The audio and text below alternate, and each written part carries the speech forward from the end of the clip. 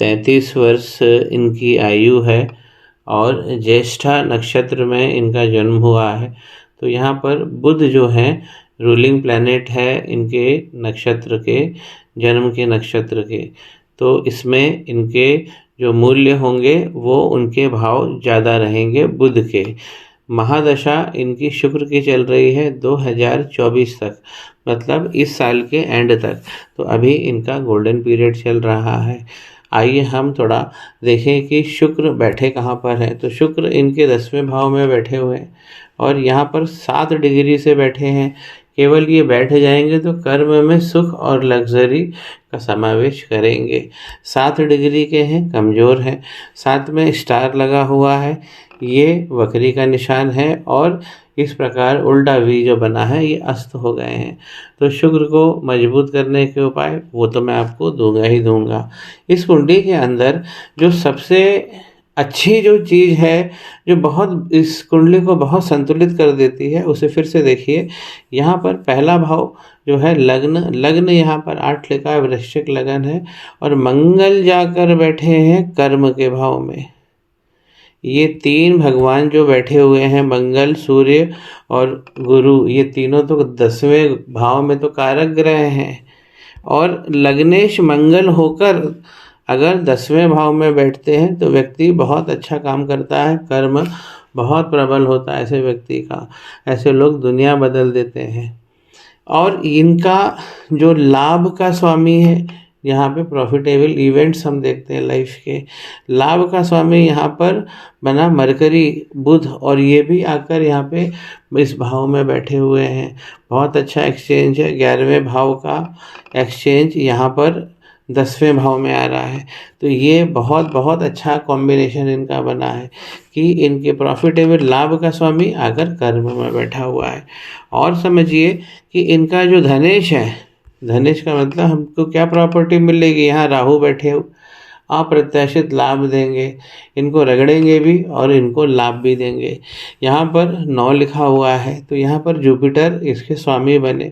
Jupiter भी यहाँ पर बैठे हैं, देखिए कितनी अच्छी बात है। इस घर में लाभ के स्वामी भी यहाँ बैठे हुए हैं। यहाँ पर जो इनके लग्नेश हैं यानी चंद्रमा, माफ़ कीजिए मंगल, वो भी यहाँ बैठे हुए हैं। तो 10वां भाव बहुत तगड़ा हो गया है। और 10वें भाव का स्वामी जो सबसे बड़ी बात है वो है सूर्य, जो 5 लिखा हुआ है, वो यहीं के यहीं बैठे हुए हैं। तो ये कितनी सशक्त कुंडली बन गई, बहुत ताकतवर कुंडली बन गई। अब वीकनेस की बात कर लेते हैं। यहाँ पर चंद्रमा बैठे हुए हैं तो चंद्रमा मनोबल बहुत अच्छा देते हैं, लेकिन वृश्चिक राशि में चंद्रमा नीच के हो जाते हैं तो मन को पीड़ित करते हैं। चंद्रमा का उपाय वृश्चिक राशि वालों को करना ही पड़ता है और करते रहना चाहिए, क्योंकि इससे चंद्रमा मजबूत होते हैं। चंद्रमा एक पॉइंट इनकी कुंडली में बहुत कमज़ोर है।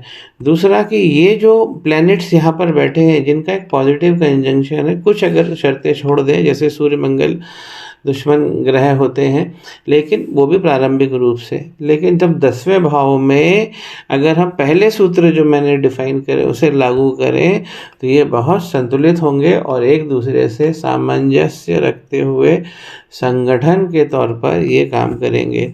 यहाँ पर जो चीज़ सबसे जो वीक जा रही है, एक तो चंद्रमा वृश्चिक राशि के हैं, दूसरा यहाँ पर जो प्लैनेट्स बैठे हैं उनके भाव आप समझिए। सूर्य 2 डिग्री के हैं, ये कोई डिग्री नहीं होती है, ये तो 9,000 डिग्री होती है। और यहाँ पर बृहस्पति भी 1 डिग्री पर बैठे हुए हैं और वो भी अस्त हो गए हैं।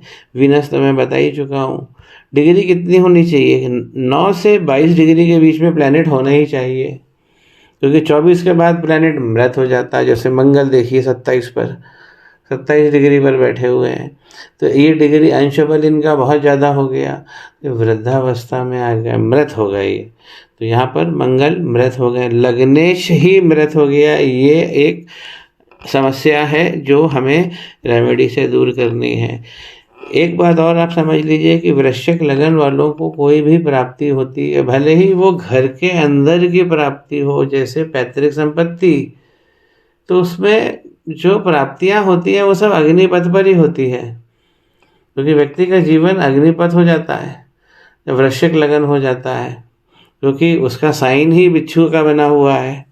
तो यहाँ पर ये भाव हमें ये ध्यान रखते हुए चलना चाहिए कि हमारा मनोबल तगड़ा बना रहे। 2 छोटी सी प्रॉब्लम है, चंद्रमा का एक रेगुलर उपाय इन्हें करना चाहिए, और इन भगवानों की जो डिग्री है वो बहुत कमज़ोर है। किसी की मंगल भगवान की रहे तो बहुत ज़्यादा मृत प्राय हो रहे हैं, तो उनके हमें अंश बलों में वृद्धि करना है, यही उपाय इनके खास रहेंगे।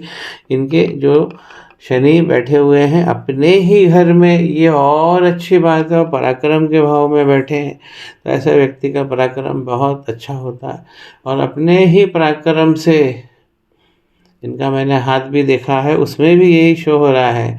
जिस प्रकार शनि पर्वत पर वी साइन बना हुआ है कि अपने ही पराक्रम से अपने रास्ते ऐसा व्यक्ति बनाता है, और इसके प्रभाव से दूसरों के भी रास्ते बन जाते हैं।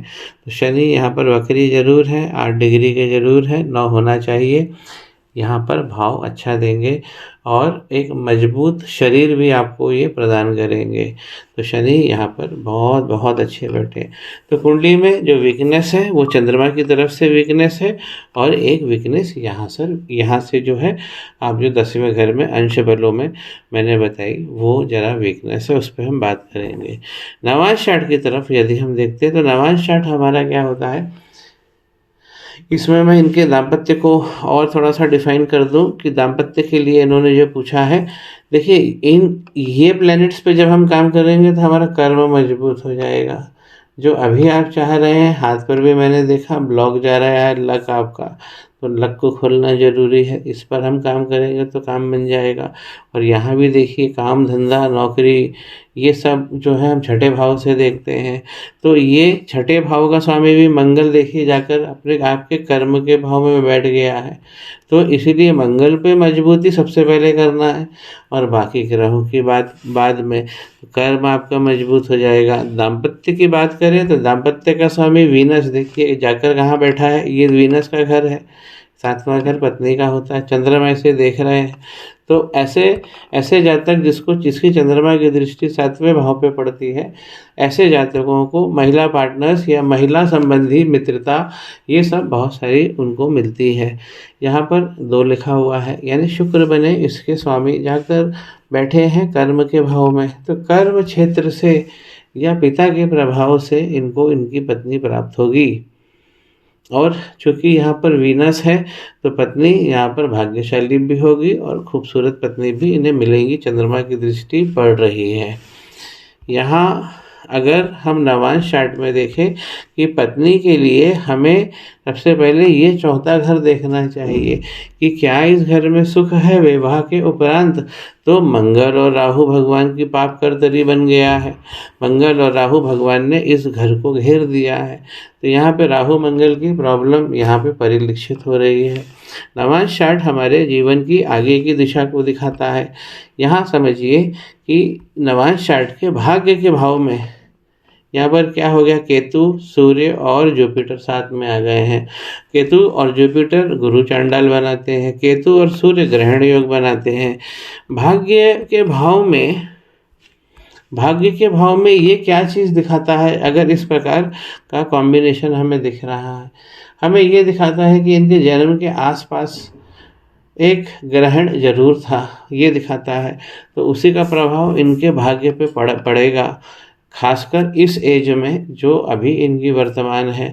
भाग्य हमें सबसे ज़्यादा जो है मिड आयु में ही ज़रूरत पड़ती है सबसे ज़्यादा, क्योंकि उसी से हम आगे का जीवन जीते हैं, और मिड आयु में हम अच्छा पैसा कमा पाए, इसलिए बचपन से जवानी तक हम पढ़ाई करते हैं या मेहनत करते हैं। तो यहाँ केतु और सूर्य का कॉम्बिनेशन गलत हो रहा है, तो इस पर मैं इनसे बात करूँगा। और गुरु चांडाल भी इनके भाग्य में लग गया है।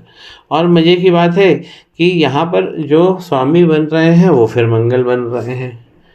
तो मंगल भगवान का यदि हम नवांश में केवल विवाह सुख का स्वामी के रूप में देखें तो मंगल यहाँ पर एक घर आगे जाकर सुख अच्छा प्रदान करने वाले हैं, लेकिन जब अपने ही घर को पाप कर्तरी में लगा दिया है तो हम रेमेडी जब करेंगे तो हमें वो भाव आसानी से मिल जाएगा।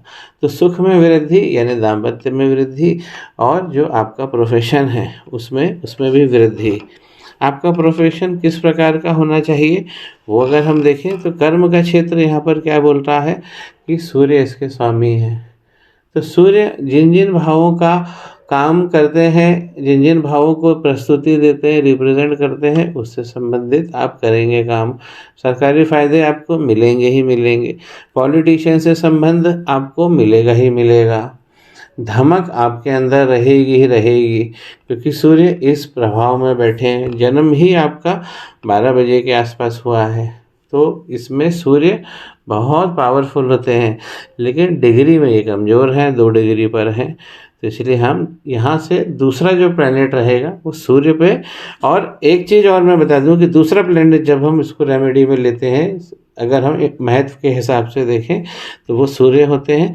जुपिटर, ये मैं ऐड कर दूं कि जुपिटर और शुक्र दोनों गुरु जब साथ में बैठते हैं तो ऐसा व्यक्ति आकर्षक भी होता है, और जीवन में जिसे हम सोशल स्टार कहते हैं, जो जो हमें सोसाइटी में रिकॉग्निशन चाहिए, वो भी हमें ये दिला देते हैं।